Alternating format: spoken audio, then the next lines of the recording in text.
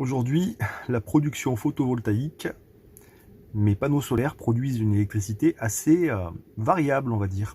La faute à cette météo qui est pas top.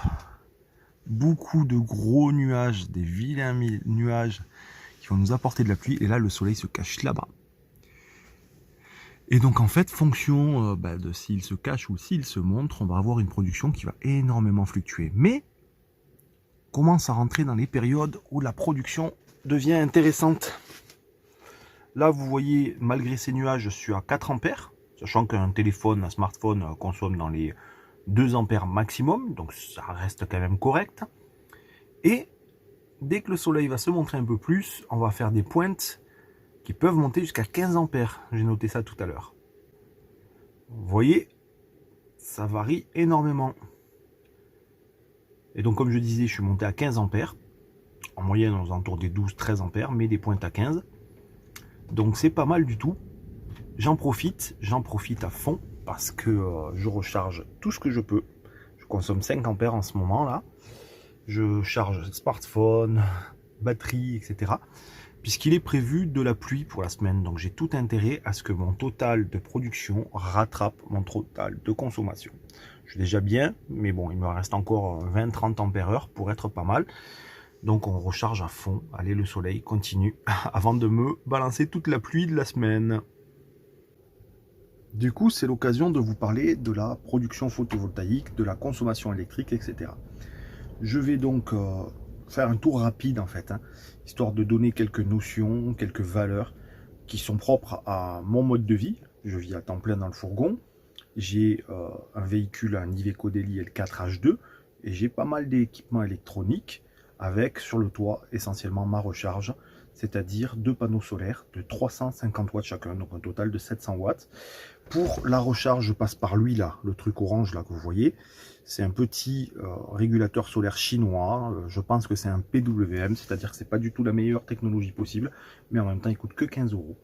Donc franchement, ça fait beaucoup le job pour 15 euros et la différence de prix avec les versions haut de gamme, premium ou autre, n'est pas forcément justifiée. Je rentre dans les détails sur les chiffres, je vous en parle un peu plus. Allez, les chiffres de conso. Là, cet écran-là, ce moniteur de batterie que je me suis installé, pareil, une quinzaine d'euros. Je vous renvoie vers un lien que j'ai fait précédemment, un article vidéo présentant tout ça, me permet de suivre ma consommation en direct, mais vraiment en direct. La preuve en est, je vais débrancher ma batterie portable et mon téléphone qui sont en train de se recharger sur cette prise-là. Enfin, je vais éteindre et vous allez voir ici l'ampérage qui va chuter. Voilà. Donc là, concrètement, les 2 ampères de recharge que j'ai, c'est quoi? Enfin, les 2 ampères utilisés, ça va être principalement mon chauffage, mon Chinasto, et mon 230 volts. Je coupe le 230 volts. Tac. On baisse encore. Et là, donc, on atteint les 1 ampère, 1 ampère 5 que j'utilise au quotidien. Le Chinasto à lui tout seul, le chauffage à combustion me consomme pas loin de 0,5 à 1 ampère à lui tout seul, ça dépend des fluctuations, vous voyez. Et après pour le reste, c'est un petit modem 4G qui est branché, une enceinte, un hub de domotique, voilà, 4 appareils quoi, une caméra, voilà, vraiment 4 petits appareils qui me font mon quotidien et qui sont tout le temps branchés. Donc voilà, maintenant je vais réactiver petit à petit, je vais vous montrer. Donc première chose, un smartphone, je débranche la power bank qu'il y a sur le côté là et on va laisser brancher que ce smartphone là qui va se charger. Et vous allez voir la consommation d'un smartphone, c'est à peu près, je dirais 2 ampères maximum, et encore même pas, c'est 1 ampère là parce qu'il est en fast charge. Voilà, ça prend moins de 1 ampère, disons que si vous comptez large, c'est grand maximum 2 ampères pour charger un smartphone. Ça vous donne un ordre d'idée aussi. Ensuite, donc je vais brancher ma power bank, ça prend la même chose qu'un smartphone en fait. Hop, voilà. On va augmenter de 1 ampère normalement. Et encore que. Hop. Oui, ça y est. Voilà, donc 1 ampère de plus par appareil type smartphone, powerbank, etc. Et enfin, je vais activer mon plus gros consommateur, c'est mon petit convertisseur 230 volts, sur lequel je vais hop, laisser juste le convertisseur allumé. Bon là c'est normal, au démarrage, il y a l'écran d'ordinateur qui s'allume, des choses comme ça. Là ça va se stabiliser, vous allez voir que je vais être aux alentours des 3 ampères de consommé. Grand maximum 4 ampères. Hop. Ouais. Après ça varie un petit peu en fonction de l'usage des différents appareils.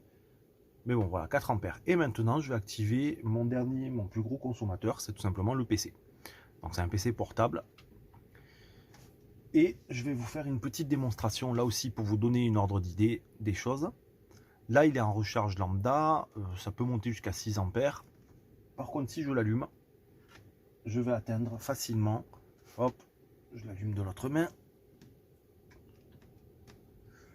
Donc une fois allumé, on peut flirter avec les 10 ampères sans problème, d'autant plus quand il active tous les composants, la carte graphique, etc.